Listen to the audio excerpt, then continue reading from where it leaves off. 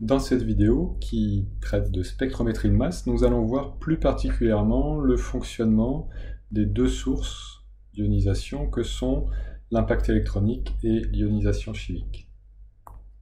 Donc tout d'abord, pour rappel, la spectrométrie de masse est une technique qui permet de réaliser des mesures visant à déterminer les masses de molécules ou atomes présents dans un échantillon étudié. Ce qui est très important, c'est de savoir que en spectrométrie de masse, on travaille toujours avec des ions et en phase gazeuse. Alors c'est une puissante technique d'analyse des molécules, tout d'abord par sa grande sensibilité, c'est-à-dire qu'on va pouvoir analyser des quantités de matière extrêmement faibles jusqu'au femtogramme, et également grâce à une gamme d'analyse très étendue, où l'on peut s'intéresser à de petites molécules organiques, mais également des macromolécules biologiques. En plus, on va pouvoir également obtenir des éléments de détermination de structure chimique des molécules grâce à leur fragmentation et à des règles de base connues qui vont permettre de remonter aux structures des molécules. Alors, cette possibilité de détermination des structures chimiques, elle est effectivement intéressante en spectrométrie de masse, mais souvent on a besoin de s'associer à d'autres techniques, en particulier la RMN, qui est une technique bien plus puissante pour déterminer les structures chimiques des molécules. Cependant, au niveau sensibilité, la masse est bien supérieure à la RMN. Donc parfois, lorsque les quantités de matière sont très faibles, on n'a que la spectrométrie de masse pour essayer d'identifier et de caractériser des molécules dans un échantillon inconnu.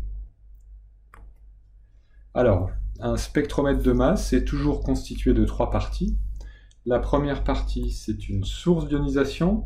C'est la partie de l'appareil qui permet de produire les ions en phase gazeuse.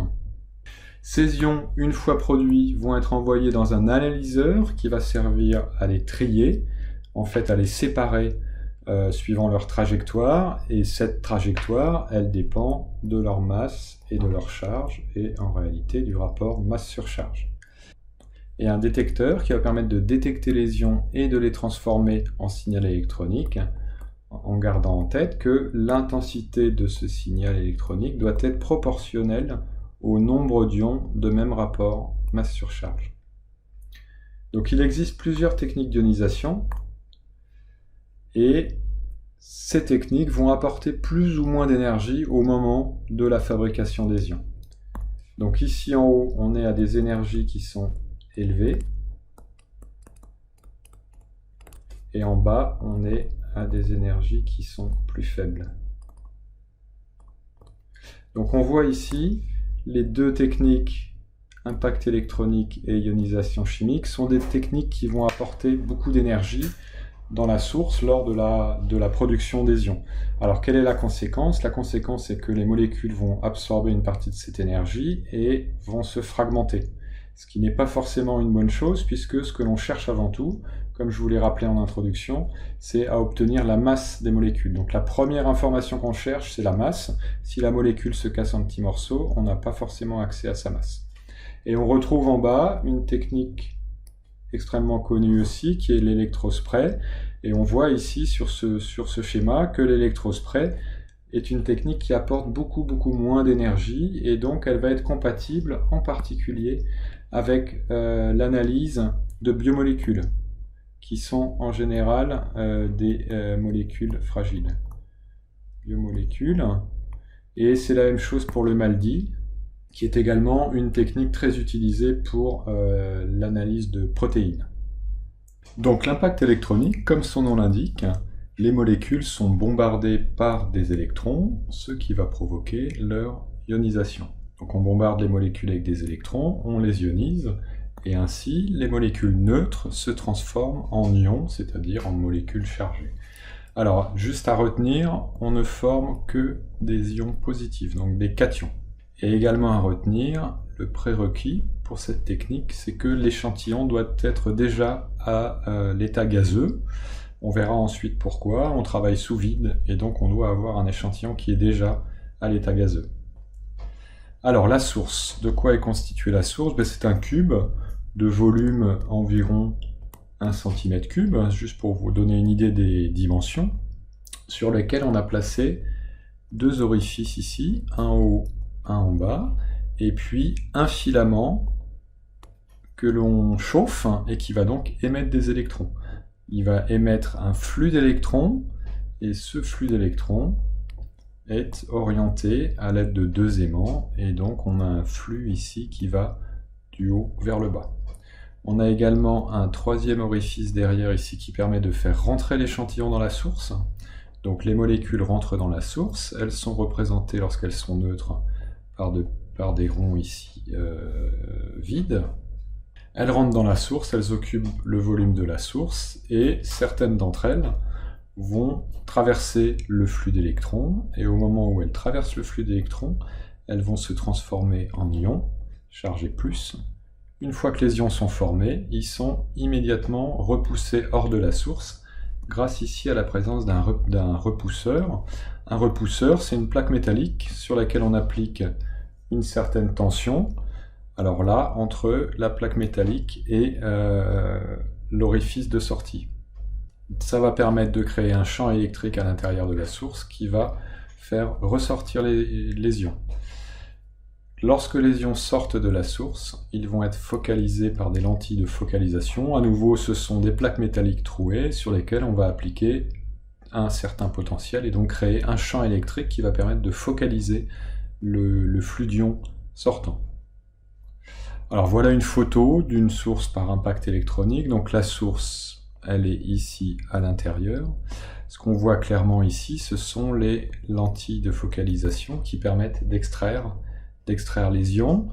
Donc le trajet des ions, une fois créé, va passer ici au milieu, ils vont être extraits et ensuite ils vont être envoyés vers l'analyseur pour être triés et pour déterminer leur rapport masse-surcharge. Si l'on regarde le bilan réactionnel de l'ionisation des molécules à l'intérieur de la source, on peut écrire M plus électron donne M plus point plus 2 électrons. On a donc arraché un électron à la molécule de départ et on a créé un radical cation.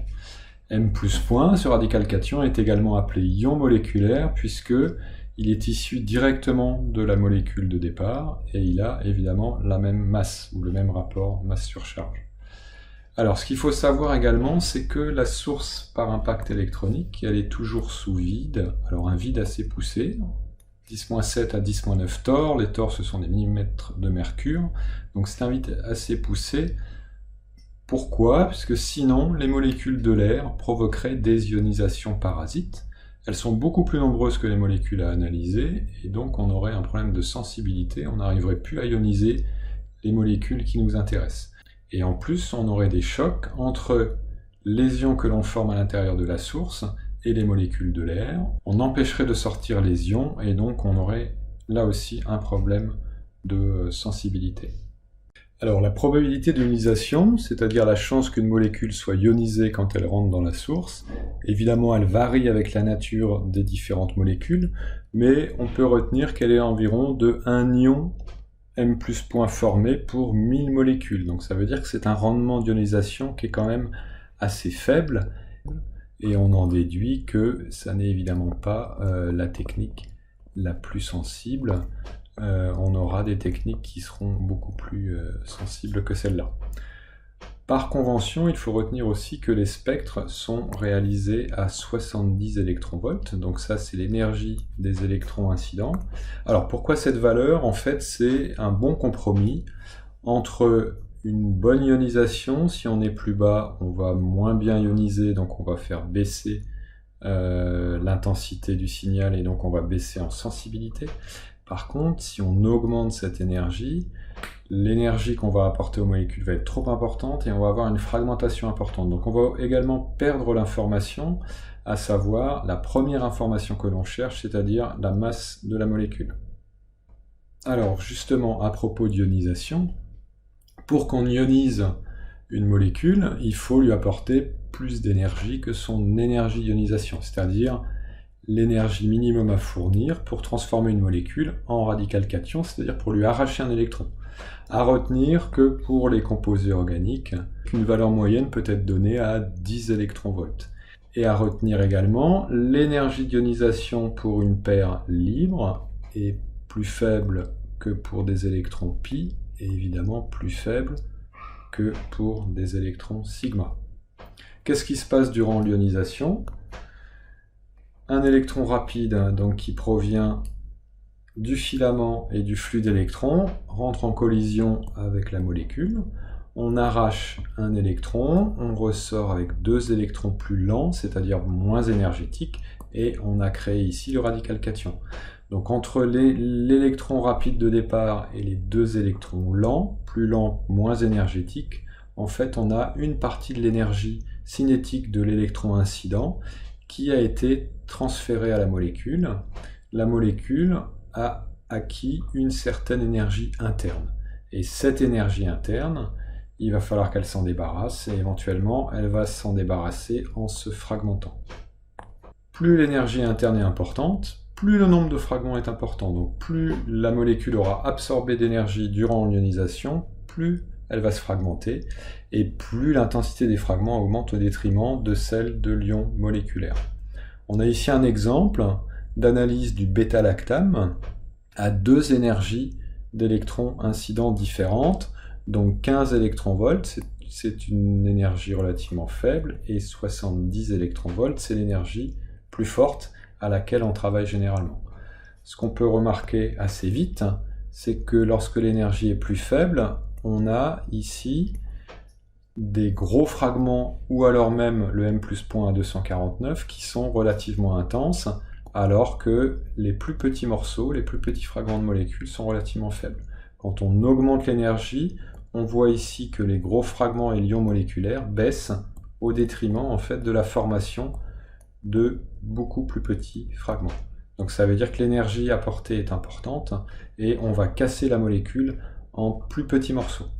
Alors attention, il faut remarquer aussi que si on regarde les unités qui sont des unités arbitraires, on voit qu'ici, à 70 électronvolts, on a un signal qui est bien plus intense qu'à 15 électronvolts. Donc on fragmente plus, mais on a quand même un signal qui est bien plus intense. Ça veut dire que l'ionisation est bien plus efficace à 70 électronvolts qu'à 15 électronvolts. Alors on peut quand même évoquer une échelle de temps sur les phénomènes que l'on décrit ici, et voir que ce sont des échelles de temps qui sont extrêmement courtes. Donc l'ionisation de départ, l'ionisation électronique, elle se passe à une échelle de temps de l'ordre de 10-15 à 10-16 secondes. Donc c'est très faible. Et on voit ici que les ions quittent la source environ 1 microseconde après avoir été formés.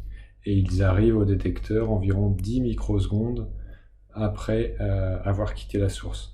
Donc on voit que ce sont des échelles de temps qui sont extrêmement courtes et que la fragmentation d'un ion ici se fait également à une échelle de temps extrêmement courte. Alors quelles sont les conditions thermodynamiques pour observer une fragmentation? Mais c'est l'énergie d'activation. Il va falloir passer la barrière d'activation pour observer une fragmentation. La fragmentation, c'est une réaction unimoléculaire. Alors pourquoi unimoléculaire? Parce que l'ion, lorsqu'il se forme, absorbe une partie de l'énergie sous forme d'énergie interne, et donc c'est cette énergie qui va lui permettre de se fragmenter. Donc M+ point doit avoir en lui suffisamment d'énergie pour se casser. Et au départ, on a une population d'ions M+ point qui ont des énergies internes variables. Alors on peut schématiser tout ça.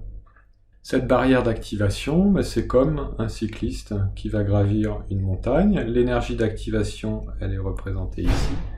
Et donc il faut fournir suffisamment d'énergie pour arriver en haut. Et une fois qu'on est en haut, on va pouvoir redescendre ici. Et on redescend vers quoi? On redescend vers la formation des produits.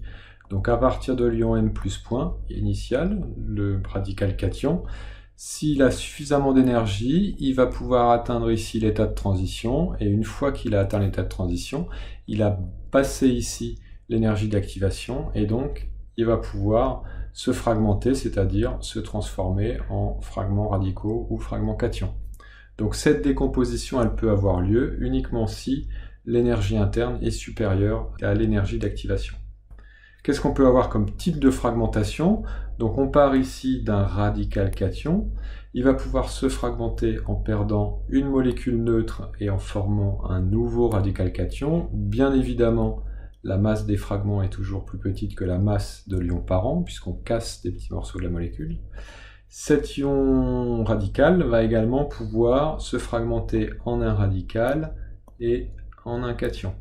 Donc dans le cas ici à droite, on fait ce type de fragmentation par réarrangement, alors qu'à gauche ici, on fait ce type de fragmentation soit par rupture simple, soit par réarrangement.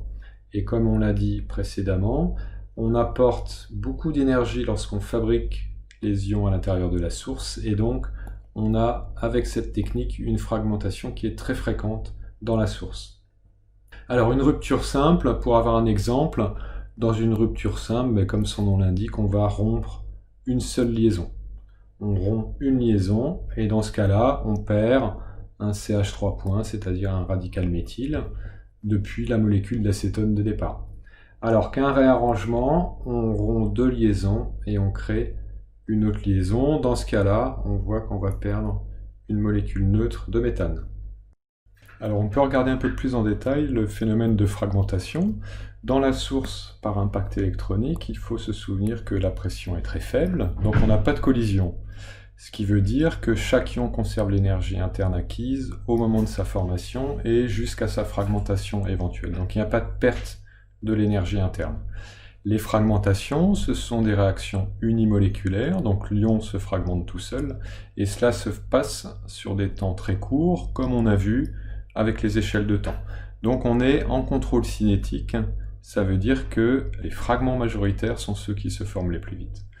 Au niveau de la décroissance de l'ion moléculaire, lors de sa fragmentation, on peut écrire que moins dm sur dt égale k fois concentration de m, c'est-à-dire que la quantité dm d'ions décomposés en fonction du temps est proportionnelle au nombre d'ions présents à cet instant. Et évidemment, plus la constante de vitesse augmente, et plus la quantité d'ions moléculaires qui sera détectée au final sera petite. Donc plus ça va se fragmenter vite, et moins on aura au final d'ions moléculaires. Cette constante, en fait, elle ne dépend que de l'énergie interne de l'ion de départ, et elle est par définition l'inverse du temps de vie moyen des ions. Alors, on va avoir plusieurs possibilités. Dans la grande majorité des cas, les ions sont soit stables, soit ils sont dissociés dans la source. Donc, s'ils sont stables, on va détecter l'ion moléculaire au niveau du détecteur, et s'ils sont dissociés dans la source, on va détecter les fragments. Donc en gros, pour la grande majorité des ions, les jeux sont faits avant de quitter la source. Alors pour rappel, le temps de résidence dans la source, il est d'environ 1 microseconde, et on peut avoir trois types d'ions moléculaires. Les ions qu'on dit instables, pour lesquels les constantes de vitesse sont supérieures à 10 puissance 6 secondes moins 1, c'est-à-dire des temps inférieurs à la microseconde, 10 moins 6 secondes. À ce moment-là, l'ion se fragmente avant de sortir de la source, et par conséquent, on va détecter uniquement les fragments.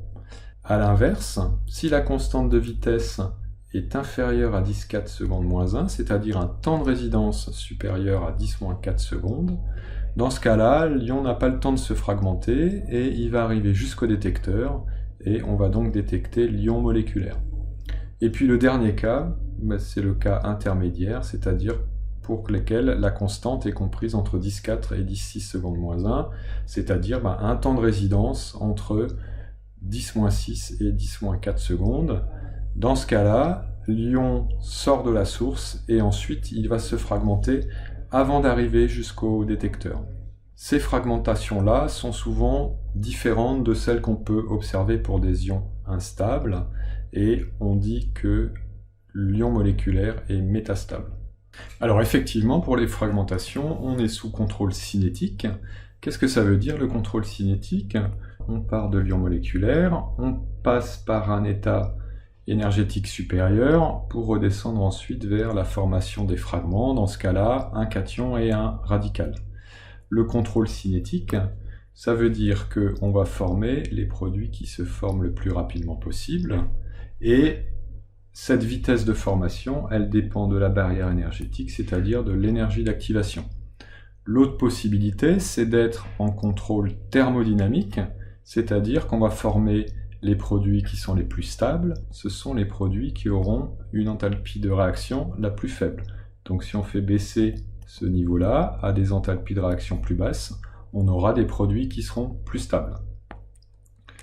Dans le cas de la fragmentation, il a été montré que l'inverse de la fragmentation, c'est-à-dire lorsqu'on repart en fait en sens inverse, l'inverse de la fragmentation, qui s'appelle une recombinaison entre un cation et un radical, elle se fait avec une énergie d'activation proche de 0. C'est-à-dire qu'on monte sur le complexe activé, et l'énergie d'activation ici, elle est proche de 0. Selon le principe de micro-réversibilité qui veut que pour la recombinaison cation-radical, on passe par le même chemin que pour la fragmentation, donc forcément ici on va passer exactement par le même chemin, ça veut dire que la différence de niveau entre A+, plus B point et le complexe activé, elle est quasiment égale à 0. Et par conséquent, on voit clairement ici que l'énergie d'activation et le delta RH sont quasiment égaux. On peut donc appliquer des raisonnements basés sur la thermodynamique, ça veut dire que le plus stable, c'est également le plus rapidement formé. Donc si on baisse ici le niveau des produits, on va également baisser ici le niveau du complexe activé, et on va donc former plus rapidement les produits qui seront également les plus stables. On peut donc appliquer les principes de la thermodynamique pour raisonner sur certaines fragmentations. En particulier, l'ion dont le neutre a le plus bas potentiel d'ionisation se forme préférentiellement, donc ça paraît assez cohérent. Plus l'énergie de liaison est faible, plus la fragmentation est favorisée, ça paraît aussi cohérent, on a besoin de moins d'énergie pour casser. La formation de l'ion le plus stable est favorisée, donc ça c'est ce qu'on vient de voir, et la perte des neutres les plus gros est également favorisée. Alors un exemple ici, basé sur des principes thermodynamiques. On a ici la fragmentation en alpha d'une fonction cétone avec deux possibilités. Soit on coupe d'un côté de l'acétone, soit on coupe de l'autre côté. Il suffit de regarder les produits obtenus. Dans un cas, on obtient ici un carbocation qui est un carbocation secondaire, alors qu'ici on obtient un carbocation qui est primaire. Le carbocation primaire est moins stable que le carbocation secondaire, et par conséquent, cette fragmentation sera majoritaire. Ça veut dire que ce fragment sur le spectre sera plus intense que celui-là. Ça ne veut pas dire que le deuxième n'existera pas, mais il aura une intensité qui sera plus petite. Alors pour conclure sur la technique d'ionisation par impact électronique, c'est une technique qui est ancienne, donc bien maîtrisée. Elle est particulièrement efficace pour tous les composés volatiles, puisqu'on doit être en phase gazeuse dès l'entrée dans la source, et donc elle va souvent être couplée avec des systèmes de type GCMS. Les spectres sont reproductibles la plupart du temps, ils sont effectués à 70 électronvolts, et on a accès à des bibliothèques de spectres, ce qui est très intéressant pour l'identification de composés inconnus. Et puis, la fragmentation en source, puisqu'on apporte beaucoup d'énergie, permet d'obtenir des informations structurales. Alors, c'est un avantage, c'est évidemment aussi un inconvénient, puisque dans certains cas, on n'aura même pas accès à l'ion moléculaire, son intensité va être très faible, puisque la molécule sera fragmentée. La première information que l'on cherche en spectrométrie de masse, c'est bien d'avoir la masse molaire. Donc dans certains cas, ça sera gênant. Idéalement, on va utiliser 1 à 2 mg de produit, et la limitation, forcément, c'est qu'il faut que les composés que l'on va analyser soient thermiquement volatiles et stables. Et cette technique s'adresse plus spécifiquement à des molécules inférieures à 1000 Dalton, c'est-à-dire inférieures à 1000 g par mol. Alors on peut voir des exemples ici de la fragmentation en source notamment, deux exemples, naphthalène, qui est un hydrocarbure aromatique polycyclique, ou HAP. Sa masse est de 128 g par mol. Quand il est analysé par impact électronique, on a bien ici un ion moléculaire à 128, et on voit clairement ici sur ce spectre que la partie des fragments est quand même relativement faible. Alors pourquoi? Étant donné la structure ici du naphtalène, on voit que c'est un cycle aromatique, c'est quelque chose d'assez solide, donc il se fragmente peu.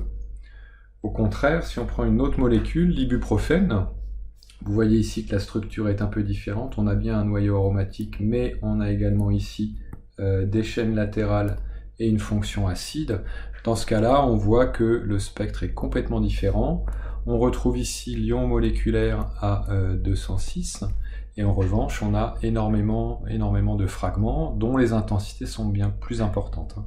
Donc dans ce cas-là, on arrive quand même à détecter l'ion moléculaire, mais on a beaucoup de fragments. Un des fragments caractéristiques que l'on retrouve ici, c'est l'ion M sur Z 91, qui s'appelle l'ion tropylium, qui est assez connu. Alors, la deuxième technique que l'on va voir, qui est souvent couplée avec l'impact électronique, c'est ce qu'on appelle l'ionisation chimique. Avec cette technique, les molécules sont ionisées suite à une réaction chimique, donc comme son nom l'indique. Et le prérequis est le même que pour l'impact électronique, c'est-à-dire que les échantillons doivent déjà être à l'état gazeux. On va voir en fait que les deux techniques sont très proches. La source utilisée, c'est quasiment la même que celle utilisée pour l'impact électronique, sauf que elle va être un petit peu plus petite en taille, elle est un peu plus petite, et surtout, elle a une entrée pour faire rentrer un gaz réactif. Donc à l'intérieur de la source, on va faire rentrer à la fois l'analyte et également un gaz réactif. Les deux vont être dans la source, mais attention, la pression en gaz réactif est bien supérieure à celle de l'analyte. Donc on a beaucoup plus de molécules de gaz à l'intérieur de la source, et ce sont donc ces molécules de gaz qui vont être bombardées par les électrons et ionisées. Ensuite, l'analyte sera ionisée par réaction chimique avec les ions du gaz réactif.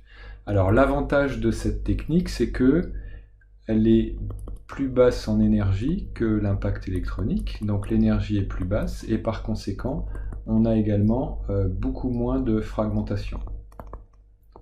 Et donc on va voir que ça permet de récupérer en particulier les ions moléculaires, ou pseudomoléculaires. Alors à quoi est-ce que ça ressemble? On a souvent des sources couplées entre ici impact électronique et ionisation chimique. Donc ici on est en mode impact électronique, et ici on est en mode ionisation chimique. Alors la source va être quasiment commune, ici, donc la source elle est ici. La seule différence ici, on va voir entre les deux modes, c'est que on a poussé ici le bouton poussoir et cette partie de source est venue se loger à l'intérieur de l'autre. La différence entre ici l'impact électronique, ici en rouge, et puis ionisation chimique dans ce cas-là, mais c'est simplement l'entrée d'un gaz réactif qui se fait ici par ce tuyau. Voilà. Sinon, on va retrouver dans la source, on aura les mêmes caractéristiques, en particulier l'entrée de l'échantillon, le filament, le flux d'électrons, etc., etc. Que se passe-t-il au niveau mécanistique et au niveau de l'ionisation? En fait, l'ionisation, dans un premier temps, elle va se passer par un transfert de protons. Donc la molécule neutre, l'analyte, va réagir avec le gaz, qui possède des protons, GH+, et il va y avoir un transfert de protons du gaz vers l'analyte. Et donc on va ioniser de cette façon-là, on va protoner. Et donc dans ce cas-là, on aura un ion qui va être détecté à la masse M+1 puisqu'il sera protoné. Alors ce transfert, en fait, c'est le résultat des deux demi-équations. Donc en haut, la déprotonation du gaz, et en bas, la protonation de l'analyte. Et donc on va définir l'affinité protonique, qui, comme son nom l'indique, est l'affinité que possède une molécule pour des protons. Et par définition, c'est très important, l'affinité protonique, c'est l'enthalpie de réaction de la réaction de déprotonation. Ça, c'est par définition. Donc l'affinité protonique, c'est l'enthalpie de la réaction de déprotonation de la molécule, ou du gaz évidemment. Alors à partir de là, quand est-ce qu'on va ioniser l'analyte? Forcément, pour que le transfert de protons ait lieu, il faut que l'affinité protonique de la molécule, de l'analyte, soit supérieure à celle du gaz. Donc ça veut dire la molécule, l'analyte, a plus d'affinité pour les protons que le gaz réactif. Il va donc récupérer le proton du gaz réactif. Dans certains cas, attention, si la réaction est très exothermique, on va pouvoir avoir des fragmentations. Pourquoi c'est une réaction exothermique? Parce que ici, la différence des deux affinités protoniques donne un delta RH qui va être négatif. C'est donc une réaction exothermique. Si vous ne vous souvenez plus, revoyez vos cours de thermo, en particulier le premier principe. Donc si la réaction est très exothermique, les ions vont pouvoir se fragmenter. Dans le cas où l'affinité protonique du gaz est supérieure ou proche en fait de celle de l'analyte, on va voir, et on le verra expérimentalement, une addition de GH+, c'est-à-dire on va former un complexe d'addition entre la molécule et le gaz. Donc M plus GH et plus. Et donc on devrait voir ça au niveau de la masse, on aura la masse de la molécule plus la masse du gaz qu'on va voir sur le spectre. Alors, avec quel type de gaz est-ce qu'on peut faire l'ionisation chimique? Donc là, on va présenter uniquement les deux plus utilisés, à savoir le méthane, et puis on parlera ensuite de l'ammoniac. Qu'est-ce qui se passe quand on met du méthane et qu'on le soumet à un faisceau d'électrons? La réaction, la première réaction, donc la réaction primaire, ça va être la même, on va la reconnaître que celle qui est valable pour n'importe quelle molécule, c'est-à-dire M plus électron donne M plus point plus 2 électrons. Donc ça, c'est la première réaction et c'est l'arrachement d'un électron depuis la molécule de méthane. Ce qui va se passer, étant donné qu'on est dans un petit volume avec beaucoup de méthane, c'est qu'il va y avoir des réactions secondaires de fragmentation et de recombinaison. En particulier, ici, on peut fragmenter le CH4+ point en CH3+ plus H ou alors en CH2+ point plus H2. Et ensuite, on va avoir des recombinaisons entre, par exemple, CH3+ et CH4, entre le CH4+ point et le CH4, entre le CH2+ point et le CH4, et puis entre C2H3+, qui est formé ici, et le CH4.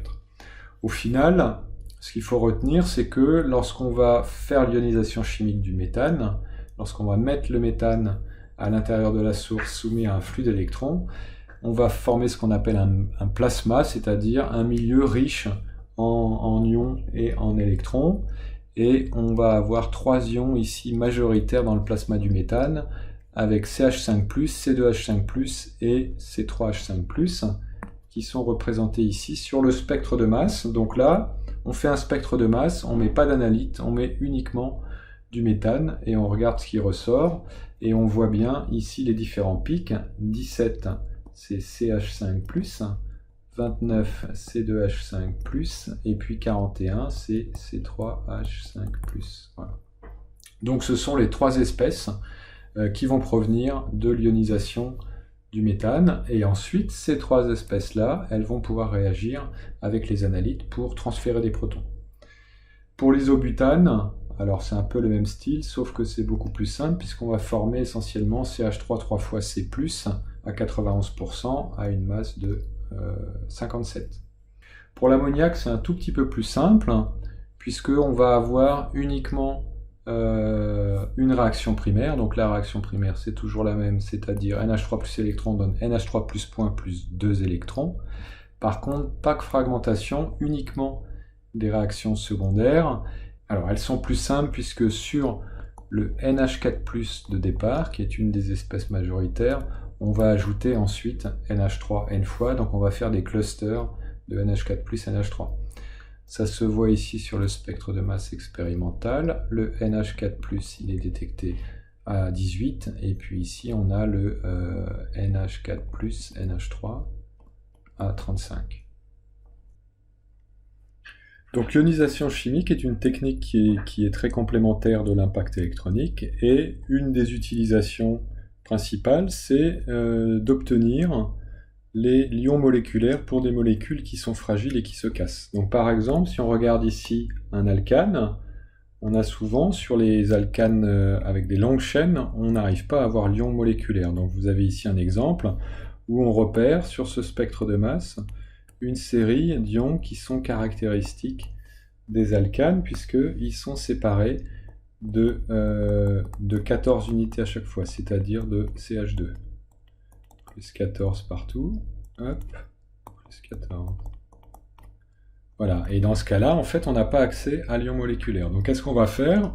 On va passer le même alcane, on va le passer en ionisation chimique, et cette fois-ci, les conditions plus douces, puisque c'est dans ce cas-là le méthane qui va subir l'impact électronique, qui va transférer ensuite son proton, entre autres, à l'alcane, on va obtenir en fait des ions de beaucoup plus grande masse, ici 227, 255, 267, et on voit que dans ce cas-là, ces ions, on va pouvoir les identifier grâce aux écarts entre ces différents ions. On va pouvoir les identifier et attribuer le M plus H+, en particulier, qui va nous être utile pour connaître la masse de la molécule. Les avantages, on va retrouver un peu certains des avantages que l'on a avec l'impact électronique. Alors le gros avantage, c'est évidemment de pouvoir retrouver l'ion moléculaire et donc obtenir la masse moléculaire par la mesure du rapport masse sur charge de MH+, ou de MGH+. C'est une technique évidemment qui est bien adaptée à tous les composés volatiles, et les spectres de masse sont très simples puisqu'on a peu de fragmentation.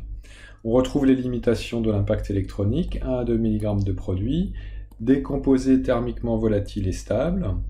Alors attention, en revanche, contrairement à l'impact électronique, dans ce cas-là, les fragmentations sont non reproductibles et non informatives, puisque on a une difficulté de mise en œuvre qui est bien plus grande, les résultats dépendant du type de gaz, de la pression, du temps de réaction, etc. Donc on a des paramètres, on a beaucoup plus de paramètres à optimiser, donc le but vraiment c'est de retrouver l'ion moléculaire. Et on retrouve en masse évidemment la même limitation que pour l'impact électronique.